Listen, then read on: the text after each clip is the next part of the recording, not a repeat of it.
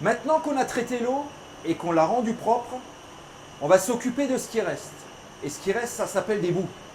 Et à partir de là, deux opérations importantes vont se succéder. La première qui consiste à extraire toute l'énergie qu'on pourra extraire, et ça va se faire en digestion.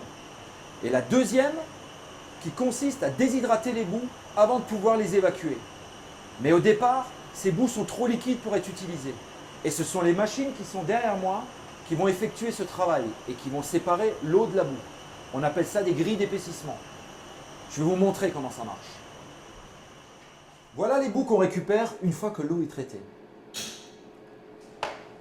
Avant de les injecter sur les grilles pour séparer l'eau de la boue, il faut qu'on injecte un coagulant organique qui, lui, va permettre très rapidement à la boue de former des petits flocs. Ce coagulant fonctionne comme un petit aimant. Et ensuite, l'ensemble va passer sur une grille d'épaississement.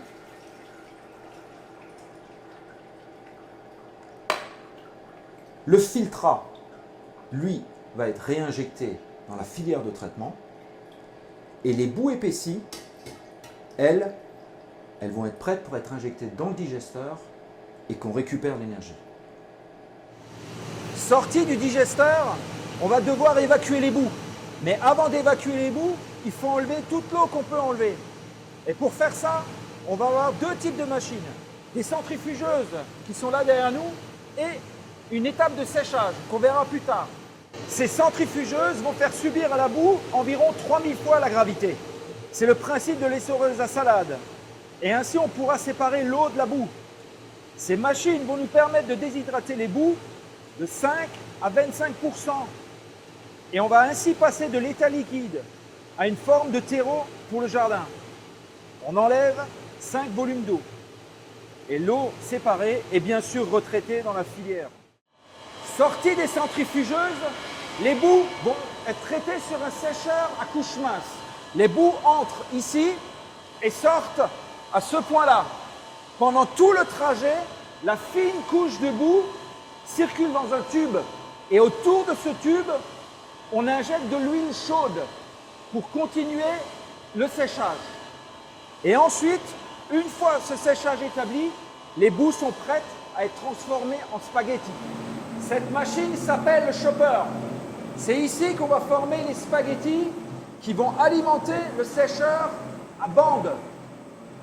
C'est un endroit stratégique pour le suivi du bon fonctionnement du sécheur à couche mince qu'on a vu tout à l'heure. Ces boues qu'on vient de transformer en spaghettis sont déposées sur une bande. Cette bande avance tout doucement pendant 1h30. C'est le sécheur à bande. Ce sécheur à bande est également brassé à l'air chaud en permanence à 110 degrés. Une fois arrivé à ce point-là, il ne reste plus qu'une seule chose avant le stockage, refroidir ces boues pour être à une température inférieure à 40 degrés et ensuite on part pour le stockage. Au final, le produit est sec à 90%. Il ne reste plus que 10% d'eau. Le séchage thermique des boues est une technologie qui a une quinzaine d'années. Cette génération de sécheurs est la toute dernière. Les différentes évolutions de la technique de séchage ont surtout porté sur la consommation d'énergie. Et ce sécheur fait partie de la gamme basse consommation d'énergie.